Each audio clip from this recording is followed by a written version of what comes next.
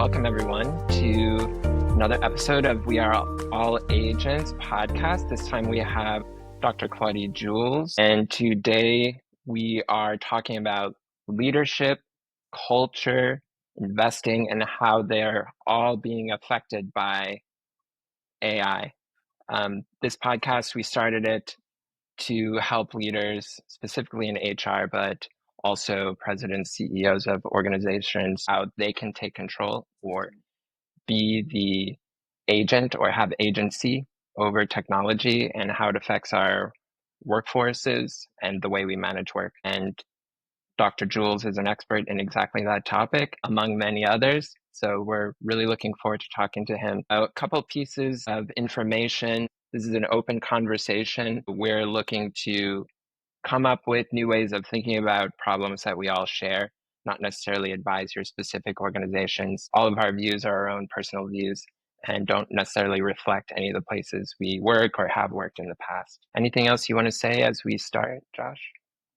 I think we can just jump right in. So it's my pleasure to introduce our guest, Claudy Jules. Jules has a diverse background. He's worked in Fortune 100 companies internally and externally as an org strategist. He's also worked with corporate executives, PE firms, founders, investors, and is well known for his expertise in leading folks through change and organizational development. Jules recently wrote a book called Building Better Organizations, which I really encourage all of you to check out. One of the things I appreciate about Jules is he's a pragmatist and he's also a visionary, which you'll get a sense of during our conversation. So let's just jump right in. So Jules, you mentioned in your book, Building Better Organizations, it's not really about AI, but AI was a main focus. And this was back in 2020. So you were really ahead of the curve. You were looking at things, looking around corners and sensing what was happening and what was coming. So when we think about leadership and we think about the current reality, what are some themes that leaders need to consider? Well, first and foremost, thank you, Josh, and thank you, Ibanga, for the invitation to join you and your viewers and listeners today and talk about some perspectives that are certainly near and dear to my heart and themes that I've tackled for several years now. But Josh, to the question you're raising, when I started the journey of writing Building Better Organizations, which was published 2 years ago now, the art of sort of codifying and really identifying some of what I was living, quite frankly, and experiencing both inside of Google, which is where I was employed at the time when I finished the book, and even before that, and all around us, just the world was moving from, whether you call it mobile first to cloud first, and then cloud first to AI first, that there were ways of working, ways of organizing, ways of engaging in a human context, but also leveraging advanced technologies, particularly digital technologies, that I couldn't identify anywhere else where these themes were being brought to life in a very practical way. And certainly we saw versions of this when the big boom around digital and digital technology started to take hold, probably now about 15 years ago or so. But sort of really looking at AI, the earlier forms of the way we would talk about it, augmented intelligence to applied artificial intelligence, robotic process automation, and the like, that there was something happening about essentially advanced analytics and how decisions were being made and executed, that I saw an opportunity to articulate in a way that I experienced firsthand and thought about. So that was a little bit of the inspiration when I started to sketch out and chart, what does it mean to essentially be an AI first organization? And in fact, in one of the chapters I write, to be an AI first organization, to become one anyway, you have to put org health first. So to be AI first, put org health first. And some of those themes related to the principles that are more commonly known to us, right? Good leadership. But leadership in an AI context is different. Or thinking about how do you harness the power of your culture and your teams in it, and the collaboration of the talent that sits within the organization, and do that in a very intentional way, almost curating talent and your culture in the same way you might curate your portfolio in terms of investments and an investment strategy. So those are some of the things that I tried to bridge together in what became essentially a perspective. And that's what it is. It's just a perspective. Interesting. Talent curation is a provocative idea. It's one of those topics that we all talk about and never truly get to the bottom of, the constant moving target. I'm curious to hear a little bit more about that. Can you talk a little bit more about what got you interested in organizational development, culture? Obviously, you've been working in the space for 25 years, so you've probably seen a lot. Maybe you can tell us a little bit, take us back to the beginning. What got you interested in it? What brought you to Google? What put you on this journey of writing the book? So I will be brief and relevant because I could spend quite a bit of time talking about this journey. And it's been a bit of a zigzag, to say the least. But just about in the context of the field of organization development and change, what some might also think about in terms of social and organizational psychology applied to organizational context. To be honest, I first got interested in human dynamics, interpersonal relations, by way of the classic movie of Silence of the Lambs. If you're familiar with that, the classic exchange between the characters, Hannibal Lecter and the famous or infamous agent, FBI agent Clarice. And what I found really interesting was just the constant here and now, in the moment exchanges that they would have with one another. And I just got interested in the psychology of human behavior. And luckily, in high school, I was fortunate enough to take a Psych 101 course. It was a Syracuse University level Psych 101 course that really just opened up my eyes and the aperture to explore this field and discipline. And so I followed suit. And fast forward, my first job out of university, I had the great pleasure of working with someone who, by today's standards, we would consider him a chief learning officer, but he was very much an OD, organization development person, trained in clinical psychology, but believed in harnessing the human collective to really drive performance. And in that regard, I cut my teeth in this world of instrumentation by way of assessing the personalities and leadership characteristics of frontline consulting teams, interestingly enough. And that matured over time in my intellectual and practical pursuits in terms of employment, and have had stints both being a consultant to institutions, both corporate and the like, in terms of government institutions as well, but also being internal several times in really sort of putting into action perspectives around how to help organizations from within be better versions of themselves. So fast forward, post a 12-year stint at a major consulting firm, I decided I wanted to take advantage of really understanding what goes on inside a digital born company. A digital native at the time is what we would refer to them as. And I drew some inspiration from one of my heroes in a classic text, Sheldon Davis, more appropriately, was one of the first internal organization development practitioners, pre the field of organization development even being established.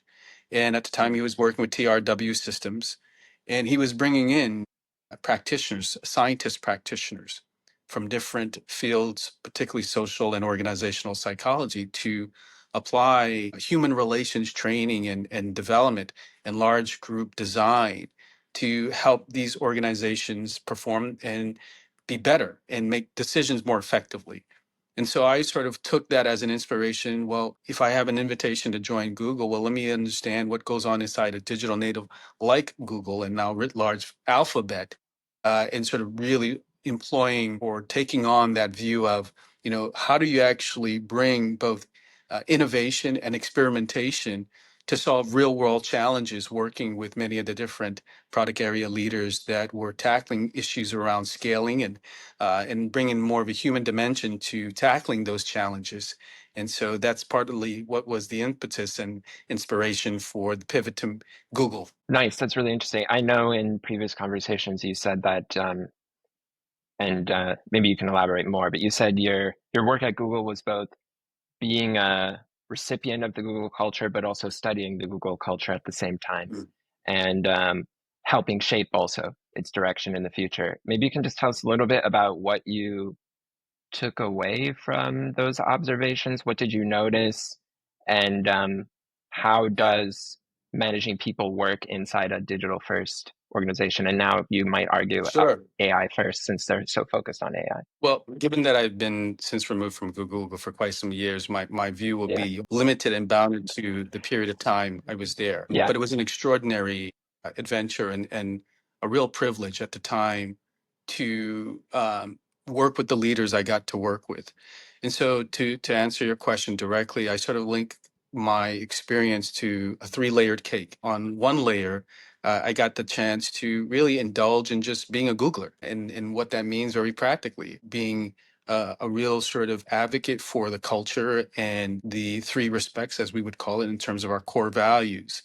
But also then as a second layer, working with many different businesses or product areas, as we would more affectionately call them, to help whether you were in consumer tech and media or whether you were enterprise, just thinking about what are the ways of working to solve real problems that were needed and tackling them from an organizational talent, leadership, and culture lens and the like. And so each of those different product areas certainly had their own cultures, microcultures, and which is something I'll come back to in a moment. But being able to sort of adapt and adjust and support these management teams within different product areas, particularly given their microcultural context, but also operating in a broader enterprise cultural context, this notion of Google writ large and then Alphabet as a broader ecosystem, which was the second layer. And then the third layer, being able to partner and collaborate with many colleagues across the broader ecosystem of organizational practitioners and people analytics. There's some brilliant people and talented people that I had the benefit of just teaming up with to understand and look at what are the things that get in our way and what are the things that we can unlock to really unlock the productivity and boost the performance of colleagues, Googlers more affectionately at the time.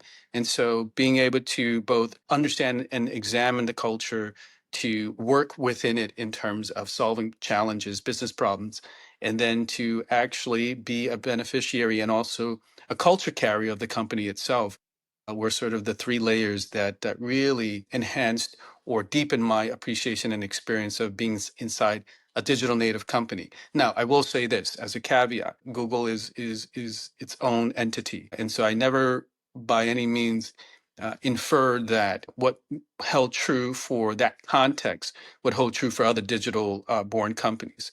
But certainly there were characteristics that were qualitatively very similar in nature. And one of those certainly being this notion of microcultures and, how do you curate and really cultivate a startup culture and helping that startup culture grow and scale and mature and do that in a way that allows it to still be nimble and yet preserve the guardrails for the stable backbone to make decisions effectively, to deploy resources in a very efficient and effective manner and the like. In my work in strategy, we always say play to your strengths, not someone else's.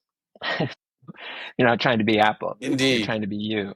Yeah, sure. I am curious though, and I know Josh has other questions, but just before we jump off this topic, you mentioned microculture in the post about this event. That was one thing that caught my ear as like a concept that I guess has been out there for a while, but I hadn't personally come across, and I was curious to learn more about it. What's a microculture? And specifically when we think about whether or not AI adoption and the workflows that change as a result are effective, what does a microculture, or how does that intersect? How does a microculture intersect with technology adoption and change?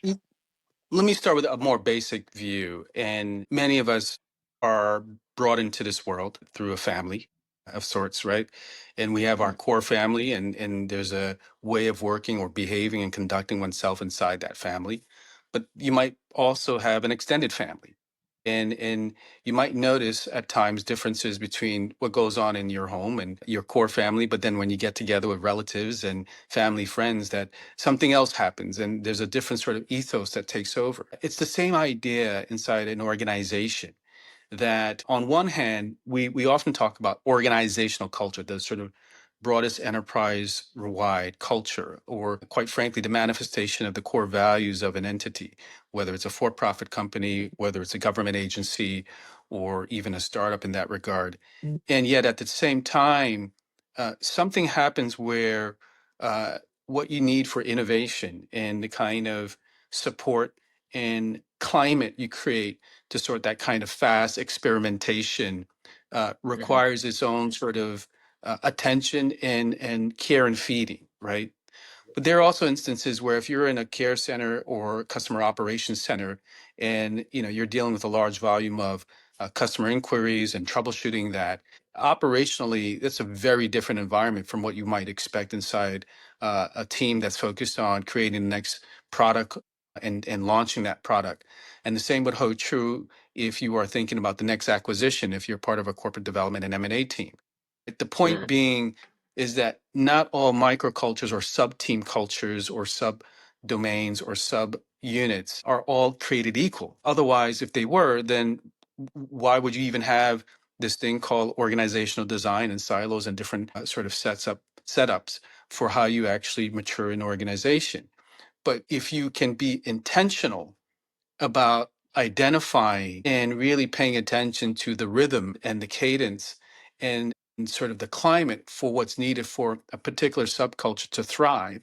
In the case of if you are in the context of business building, and you might know that, well, having people who are former entrepreneurs who are business builders inside an incubator thinking about what's the next big idea and really bringing that to life and creating an opportunity for that to thrive in and of itself, certainly connected to a broader set of goals, aims, and ambitions, right? But while at the same time ensuring that the muscle and operational effectiveness of an enterprise to also operate on a global scale, that requires a different set of muscles and experiences and resources.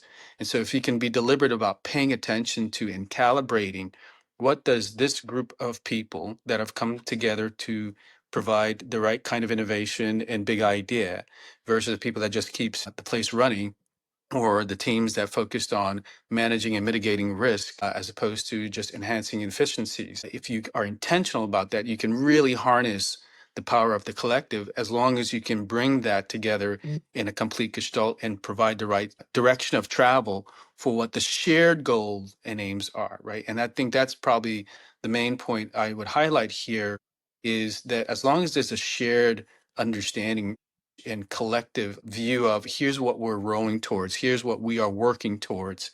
That's what brings the organization together in more of a synchronistic way and creates the kind of harmony that most leaders, particularly CEOs and management teams, all essentially search for, hope for, and direct and try to orchestrate within their enterprises, regardless of how big or small their enterprise might be. Yeah, it's a great point. And having done a lot of org change, like the two of you, where I see organizations failing is command and control. It's got to be this way. You're doing an acquisition and we're rolling everyone into the way of this company, right? We're not embracing the fact that these microcultures have so much value, right? And allowing them to be nurtured, again, aligned to the goals, aligned to the mission. Think about the regional variances that we have in global companies, right? Think about, 100%. it just makes sense. And what you're doing is calling out the need for embracing and allowing microcultures to flourish. And I think, quite frankly, that leaders are key for this, right? They need to have the mindset to be able to nurture these microcultures. And so you've been a practitioner and a student of leadership for a long time, Jules. And AI is not new. You said that. We know that. That's The right. curtain, the Oh, yeah. curtains, the curtain's just been pulled, right? ChatGPT and other tools just allowed the general public to have access to them. So now, we want to look a little bit forward because you are a visionary, as I said, and pragmatist as well. I think What you give me way too much credit. what will AI do for us in terms of how we evolve our organizations? And tying back to this theme of leadership, like how will we need to evolve as leaders of companies moving forward? Yeah, I want to bridge to maybe a brief comment you made and started with this notion of, sort of a classic command and control environment and the like. I don't believe, and this is my view and my view alone, that a command and control stance is going to serve AI well in the sense of the kind of collaboration and quite frankly, putting, you know, information in the hands of people most closest to the decisions that need to be made real time, right? Let's just sort of take a step back and I'll link all these points around leadership, tech forward or AI forward and the like. First and foremost, at the core, when we talk about AI, we're essentially talking about advanced sort of language models, right? Advanced analytics. And what feeds that is data, unstructured data. And so if you understand that at the core, then AI will only be as good to you if you know what problem you're trying to solve or way in which you want to leverage technology to enable some strategy, to enable how you set up your operating model, or how you might even just do something as simple as deploy your resources and your capital, right? It's understanding what are the problems I'm trying to solve, and then how do I leverage advanced analytics vis-a-vis an AI platform to do that, and to do that with speed, to do that with more precision, and to do that in a way that also allows me to perhaps see around corners and identify blind spots that perhaps weren't necessarily available to me or obvious to me in the first place. So just wanted to level set there. And so building from there, then the role of leadership in an AI context, at least one view that I hold is that first and foremost, it's really understanding that more and more leaders will require, or what will be required of leaders is judgment work. Why? Because you have an algorithm, you have a dashboard, you have a platform that can do very quickly the kind of analytic analysis that you need in order to make a well-informed decision. But that doesn't eradicate the importance of, have I brought people along? Have I engaged others in this journey? Right? Just because I have the power of the data and the information doesn't mean I get to exercise the right to make those decisions unilaterally, right? Depending on your context, your culture, your decision rights, your governance, and so on. And so I think part of the role of leadership is really understanding, how do I leverage data and analytics or advanced technologies, almost like having a machine on the leadership team, but no different from also having to engage others in the leadership, whether it's on my direct reports, whether it's the board, or whether it's the broader ecosystem of leaders that are working for the enterprise. And with that, being able to then say, all right, what are the judgment calls we have to make that, quite frankly, are human focused skills? Have I thought about what's the impact going to be on of this decision on a group of stakeholders, a workforce, or a community? This is where guardrails or risk management becomes really important, right? One of the things that becomes, I believe, a key facet of leadership in today's context, in AI first context, is understanding value creation and risk management, right? In very practical terms, have I set aside and really spent the time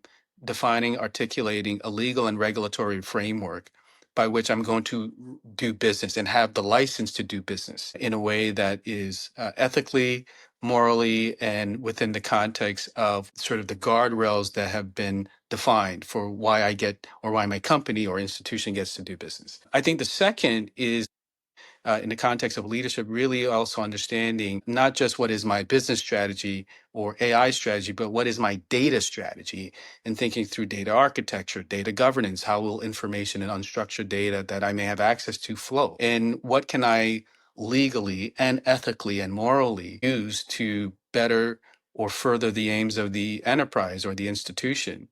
And just because I collect it and have access to it doesn't mean I always get the right to do something with it, right?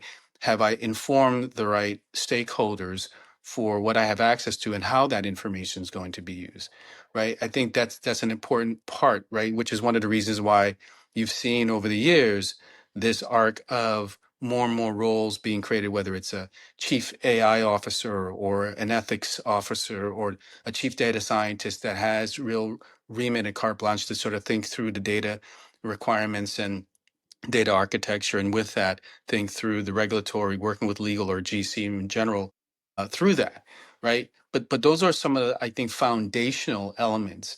And from there, then I think the real sort of other element of leadership that's required is thinking through then, how do I orchestrate the talent within my workforce to really be productive in a way that also reinforces the culture I want more of, enterprise-wide, and also the microcultures that are needed to be supported and cultivated. And so as I think about talent, there's talent for sure in the context of leveraging the technologies, whether it's product tech, in terms of software engineers, product managers, et cetera, or even now ML engineers and the like. But then there's also, how do I get the rest of the workforce to develop a level of ease and comfort in just working differently, being comfortable with this kind of technology, particularly for companies that are, I would call analog industry companies, right? That are trying to catch up, right? Think a car wash as an example, right? Is AI going to be helpful for a car wash? Well, you'd be surprised how many, car washes are actually leveraging digital technologies, particularly AI, whether it's in the context of predicting volume and thinking through, weather patterns and when people might come for a car wash or not. That actually has implications for operations. And so, how do you get not just analog industries or analog entities up the curve, but also existing workforces who may have been accustomed to one type of technology. Now we're asking them to embrace something else. And this is no different, by the way, to what people would say is reskilling or upskilling and the like. But here's the big takeaway. I believe try doing that in a workforce that has, on average, 5 generations in the workforce, and some of those generations have grown up with AI or digital, as that's just how I live, that's how I breathe. I'm used to omni-channel experiences. I'm used to on-demand and the like, right? I'm used to things being curated for me based on my preferences. If you are a Netflix user, as I am, and the like. But then you have people who are still, you know, I'm used to. I want to eyeball the eyeball. There's but so much technology can do for me. Blah blah blah. Right? You can fill in the blank. And yet, all of these generations have to coexist and they all have value. But trying to figure out how to harness the collective talent and human potential in a way that, again, is directed towards some shared aims, goals, and the like becomes part of the arc of leadership. And it's one of the reasons why I believe purpose becomes a really important anchor to enable that, but also resilience, the ability to learn and to experiment and have those fast failures to adjust and course correct when warranted, but fundamentally also recognize that you don't have to go at it alone. We live in a world where partnership and tapping into ecosystems becomes a really important skill on the part of a leader or set of leaders, right? How do you actually tap into partnerships to accelerate your aims? And then lastly, how do I also do this in a way that I'm also thinking about value creation and value delivered, right? Impact in terms of the economic agenda of an enterprise, a for-profit enterprise in that matter. I mean, wow, Mhm. there's a lot there. I was trying to like create a model with the different pieces of what you were laying out there, but I'll just say a few things just to mirror back to what I heard. Values came out really strong. You talked about Mm. ethics, you talked about governance, like the values of leaders have always been important, but now more than ever, really understanding your values, the company's values, and how those can drive change in behavior, super important, right? The orchestrator came up as a persona, right, or an archetype, someone who can orchestrate, Yeah, and can that's right. leverage the data, leverage the judgment, tap into the team, make really good decisions, right? Super important as well. Um, and then I just think there's all of these different people and resources that are connecting. So you really are weaving them together and making music, right? And so a lot there for us, Jules, and appreciate your thoughts there. Bang, I think we're going to shift a little bit to another topic we want to hit on. I wanted to Well, but do that, but if I also can just, connect. before we go, hey, Yeah, Bunga, go ahead. before we go on, just one quick tag to some of Josh's points around values and the orchestrator or orchestration. I do believe, whether you like it or not as a leader, that is the expectation of the younger generation that's in the workforce or earlier tenured generation, but also the workforce that will enter the workforce in the coming years. Transparency in today's day and age, the currency to do business, the license to do business is based on transparency within reason, right? You don't want to give away trade secrets that are proprietary and the like.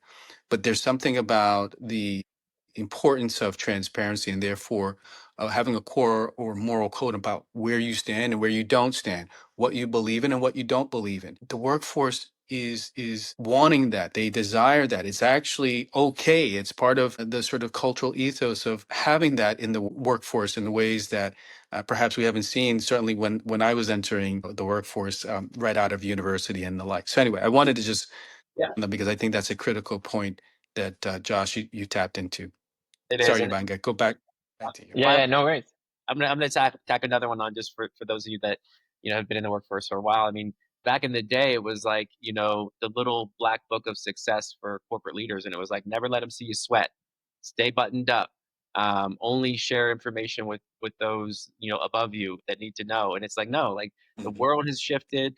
Access to information is omnipresent, and the workforce now just demands, quite frankly, transparency and flow of data. I wanted to pick out one aspect of what you were talking about previously and then connect it to uh, one of the other topics on the list, which is judgment. So that's Mm, really interesting. And we have a comment here talking about there's a great opportunity for AI human collaboration. I think that's part of what you're talking about with absolutely. judgment. There's a role for humans that we need to lean into, and there's a role Yes, for AI that leaders need to have discretion over and need sort of incisive points of view about how exactly to apply AI in their organization based on their goals. And I would be interested in hearing an example of how this actually plays out in reality. And what I thought might be a good proxy or space to look into is investing, because you spent a lot of time with private equity. You've yeah. seen them apply their judgment to decisions about invest, not invest, meet with the founder, don't meet with the founder, reach out to XYZ people versus others, or prioritize lists. And they are using AI, and they have been for a long time in different ways. So I'm just curious to hear from you, like, how do you see that interplay working in your experience? Where does human judgment matter more? Where does AI assistance play a role? Yeah, just give us a little bit of a feel for how that plays out, and then maybe we can translate that back to corporate in general. For sure. So let me expand beyond just private equity, right? I would characterize it more as private capital or alternative investing as a space to include certainly private equity buyout firms or venture capital, growth equity, and the like, right? And that whole spectrum, and even expanding to other asset classes, real estate and infrastructure. But in sort of the broadest term and most basic terms, you're talking about an industry that values insight and analytics, right, to make informed decisions swiftly because they want to be able to actually identify, source, and execute the best deals and get an amazing return for themselves and their limited partners, right? I mean, that's sort of the name of the game in whatever shape or form that their investment thesis is based on. And so, examples of this, even certainly earlier examples of this date back to, I remember Bloomberg, and this is well documented to some extent, was engaged in some exercise. I forgot, I think it was the University of Berkeley, maybe the Haas School of Business, where they were trying to identify future founders. There was a program focused on, are there individuals and tech companies that are more likely to start their own venture in some shape or form, right? And start their own new companies. And is there a way to be anticipatory to identify who might those people be? It's no different from if you're an executive search and you're trying to figure out who's the next CEO of, let's say, an oil refinery, and you're trying to just have a pulse on who's out there, who's doing well, what's their track record. It's the same idea. And so being able to leverage data and analytics, knowing what you're solving for. In this case, solving for, I want to invest in the next generation of entrepreneurs who are going to be founders and founder CEOs. Then let me get a head start on that. And so, how do we start to curate and really tap into a body of information and data that allows us to narrow in on who should we be paying attention to, who should we cultivate? It's no different where I believe perhaps it was EQT, the European-based alternative investing firm, is specifically EQT Ventures, the venture arm. I think it was a program called or platform called Mother Brain, where they would look at or try to identify underappreciated founders or founder CEOs, essentially overlooked founder CEOs, and different companies or different firms will have their own designation of what does an overlooked entrepreneur mean or look like, or who is that. But I won't get into that. But other than to say, are there ways to just tap into other sources of human potential to give those folks an advantage and invest in them earlier. And again, the name of the game here being speed. If I can identify those folks faster than my competitors, then that's an opportunity to identify and source a potential deal that creates value for everyone. The other part of that, and so if I sort of move from the um, identification, deal sourcing stage of it, if you will, or who are the founders we're going to place bets on. The other part of in that I think is very practical is diligence, due diligence, and leveraging whether it's advanced analytics for whether it's web scraping or otherwise, to just get a little bit more insight in non-intrusive ways that allows a particular investor to better understand whether there's something further to diligence with more exploration.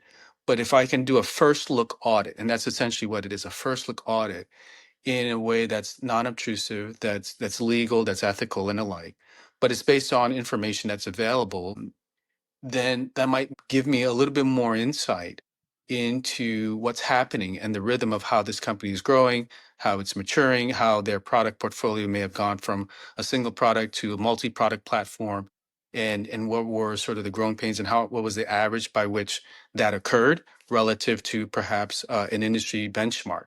And so that kind of technology and the way to sort of think about that, that's table stakes, right, at this point.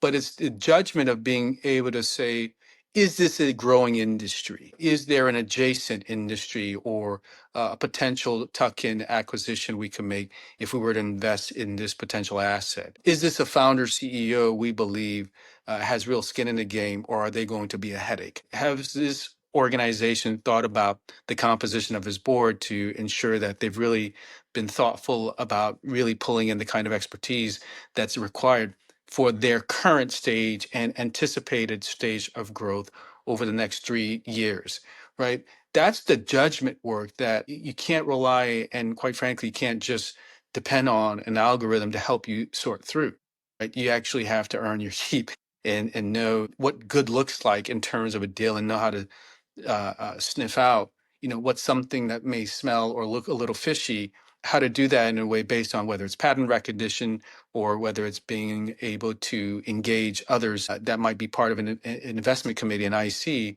to sort of think through that in a very sort of responsible way. And that's part of the notion of what it means to be applying responsible finance or responsible investing and the like. Follow up on that, Josh? I think that's I mean, it's super important, right? And judgment is taking into account all of the data, but the human part of it, right? Like I like how you said sniffing it out, right? Like it's like the human Yeah. part, using your intuition, like using all of the things that you've experienced in the past to get you to where you are. So the data is just one source, right? And the judgment. I also like how Right. you talked about collaboration, right? And like uh, getting diverse people in a room with the data and each other to make really informed, smart decisions. So really good points there, Jules. Appreciate that. Yeah, I keep It's thinking of it another way as for me. yeah, It's go ahead, hard. Jules. Go ahead. Well, I just wanted to highlight you can't outsource, and can is a very strong word, but I find it hard to outsource sense making, right? Mm. You can have good analysis, but making sense of that analysis based on an investment thesis in an investor context or a corporate strategy in a corporate setting in the like, or even just thinking about how do we serve the aims of a community. If you think about urban planning, and you think about even just thinking about how do we get more cars off the road and get more bikes and people walking and riding in the streets, right? What's the data that informs our ability to understand patterns and the like? And so again, I just offer. I think there's infinite potential for being able to harness this technology for good. And then and there are a lot of good people out there, and there are bad people out there too, and who may want to harness this technology for nefarious aims. But I'll leave that to the people that are more expert in solving crimes and the. Thanks for that. I was just thinking as you were talking about judgment and what it is that the investor brings to the decision-making process.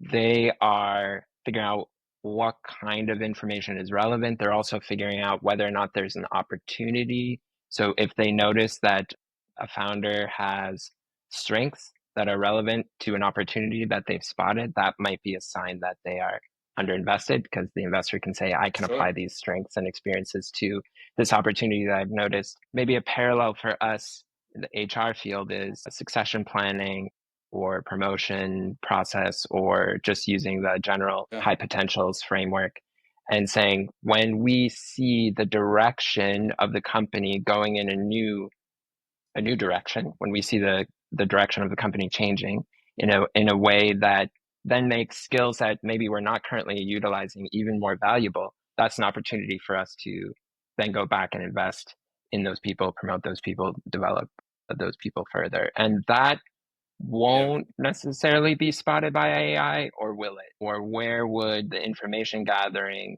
and the data system play a role in those high potential management systems and talent management systems and succession planning systems, versus what do HR practitioners need to be responsible for? If you have a view on that. There's a lot loaded in that, and so I'll take a stab. It may be bridge to the previous discussion around alternative investing to this one around HR, more broadly human capital. No pun intended. So the one of the things, certainly with institutions I've had the privilege of working with, what they were good at, and this is certainly true for most firms, but not in the same level of degree of rigor and routineness, which is postmortems. Right. Let's look at all the deals we did. Which ones worked and went well, and which ones didn't. Which ones produced the multiple that we want, and what were the conditions that enabled that, both internally within the portfolio management team, what other variables really affected that particular asset to do well or not, but also what were the external conditions in terms of the current economic climate, depending on whether it's inflation or otherwise, right? Factoring all of that into postmortems. And it's a healthy exercise to then, all right, to then identify and distill what were consistent themes. What was the thread that really created the commonality for why we were successful in, X number of deals versus not? It's the same kind of notion in talent, right? When we look at our people that are thriving and are more effective than not, what were the conditions that enabled that? Were they on deployments that were overseas? Did they do an expat assignment? Were they on joint task force? If you're in the government, and certainly in the intelligence community and national security, that's kind of a common thing. Or were there instances where perhaps that person or a group of people or group of leaders or high potentials had coaches, had mentors? What were their mentors like? What was the average of their tenure? I mean, you can play around with however many different criteria you want to apply. The point being is that it goes back to something earlier I said, which is, if you want to have a good succession management process, good succession planning, then it's as good as the data you are able to collect and to analyze within the guardrails that have been set, legal, regulatory frameworks, and the like. And so it becomes an important, before you start the path of understanding, particularly for human capital professionals. I want to, identify the next CEO and CFO and, chief product officer and the like. Have I put in place the right data strategy to know the kind of insight that allows me to, that feeds the kind of scorecard or dashboard I want to have on hand to be able to present to the board, to be able to present to the CEO and other interested and invested stakeholders, including investors if you are investor backed. And doing that, I maintain part of the first principle here is get really clear about having a viable data strategy that is informed by the questions you want to be able to answer, right? This is not about, hey, I'm just going to access information and then pump it through an algorithm and therefore something wonderful is going to crank out. No, actually, have I thought about, here's the strategy I'm putting in place for the next 3 years. Here are the conditions I expect to be true based on, if you're in the US context, one administration over another. Here are their particular views. What kind of CEO am I going to need? Again, you're focused on the role before you even talk about or even look at the talent. And if I can clarify the expectations and the dimensions of the knowledge, skills, abilities, and experiences of what this role will require in the future, then now I can say, all right, the questions I want to be able to ask and answer are the degree of fit that's based on, in classic terms, performance and potential, of course. But there might be other things that matter in terms of culture and values that have equal, if not more, weighting and credence and valence for that particular consideration of a talent pool. And then if I sort of can codify and identify and very clearly articulate and get the agreement I need with others, this is the profile of the kind of leader or set of leaders we need. Then I can actually leverage advanced analytics, whether it's through my HR, employee, or talent management systems, to then go find those people, right? Go identify which of those individuals have a higher degree of fit. Years ago, when I started doing succession planning work and a lot of executive assessment, CEO assessment work, we used to calculate the fit statistic, right? A very sort of, formula based on, mathematics, right? Well, now you can actually get algorithms to do that for you and much faster. And to do that. But again, you can't miss the opportunity to apply judgment. And in some cases, and more importantly, the context. That's why judgment matters, right? Hmm. This may be a great person and great match, but based on the context, will this person be the right person for the role given what we're up against? And so I offer that as, again, just one perspective that I believe in. Yeah, Yeah, it's that's really interesting. Did it? We okay. So Okay. so I one thing that we're hitting on is data, right? And the use of data and judgment. Jules, when we had a conversation a couple weeks ago, you talked about data as an asset, and I know that we want to get to Q&A and see if anybody has any questions from the audience. But this point around data as an asset is really interesting, to me, and I think to our audience, around just that mindset and that view. Can you just hit on that for a few minutes? Data is an asset in part if you know how to monetize that data in a way that and so let me just clean up that statement, right? In the context of commercial aims, right, making money, then data can be a real asset because it's data that can inform and provide insight, right? And so the better the data you have, the cleaner and the more accessible you have and the ability to make decisions based on that data, then yes, of course, data is an asset and no different from any era that we may have lived through where what matters is insight, right? Or in better terms, foresight. But then when you put that in the context of data writ large as an asset, when it comes to just human potential or talent or culture, then I think understanding, actually, let me give you a very practical example of this. Right. Years ago, there was this, I don't know if it still exists, but I thought it was an extraordinary partnership and experiment between MIT and Glassdoor to look at culture and just sort of thinking through culturally, how do we sort of understand the different cultures out there of different companies based on the volume of data that's publicly available, right? Whether it's through Glassdoor ratings, whether it's through reputation management inquiries, whether it's through even sort of videos or speeches and the like, right? There's text analysis. And in that, it was quite fun that you could sort of punch in a query and it kind of gives you an archetype of a culture, right? Was it exact? I'm sure, probably not. But was it a good way to sort of think about what's possible and maybe even get some kernel of, hey, it's in the realm of the following. To me, that's how you leverage data as an asset, right? In this case, it was democratized in a very healthy way. But you also have to have the vigilance and judgment to know, is that data useful as well, right? Just because you have it, just because you've collected it, just because it might be insightful, will it be helpful?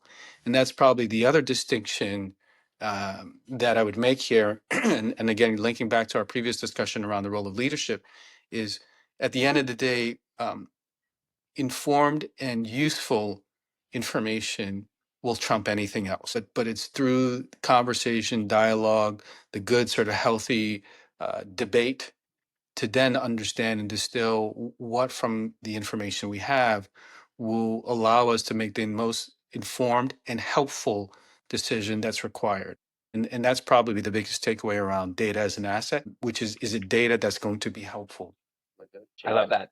I think understanding what data is going to be helpful is its own expertise. It's not as easy as saying that, but obviously it's a critical thing we need to be doing. I think there is a pattern. This is not that common, but there's a pattern among some buyers looking for the silver bullet, looking for the magic wand algorithm. Even something like fit statistics seems like a black box to some people, but where we need to be in people analytics is to say, let's reverse engineer the kinds of decisions we're going to make to come up with all the possible types of data that we would like to inform this decision, and start with a good foundation of collecting as broadly as we can the information that we think would be relevant to inform our decision. And then we can manipulate the analytics process to come up with what we think are the indicators of success without not necessarily predetermining the outcome, but doing the best job you can to collect the information that you think is going to be useful to the best of your ability. That sounds like what we need to be doing. And that isn't something that is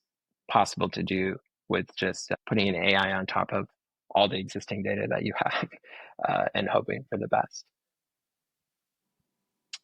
That's right. All right. Yeah, thanks for all your thoughts. Josh, maybe you can give us a little bit of a summary since we're just about out of time here. We have about 2 minutes remaining, what your big takeaways are, and then I'll just talk about what's happening next. Yeah, absolutely. So Claudy, just a appreciation for you and all the leadership that you've done in the field and put into the book, building better organizations. As I said in the beginning, I'll say in the end, I encourage people to take a look at it. For me, I'll say three things that were really key for me is really the intentionality of everything that we do, but the intentionality of how we nurture microcultures, the intentionality of how we show up with our values and our company kind of strategy and drive that through purpose, right? So that's the role of the leader. And then, data and the data requires good judgment, but it also coming back to intentionality, like, what are you trying to solve for and have the data work for you? And so just the power of data, but needing to curate it and organize it in a way that it aligns to the outcomes that you have. So I'm feeling full of a lot of things to follow up on and think about.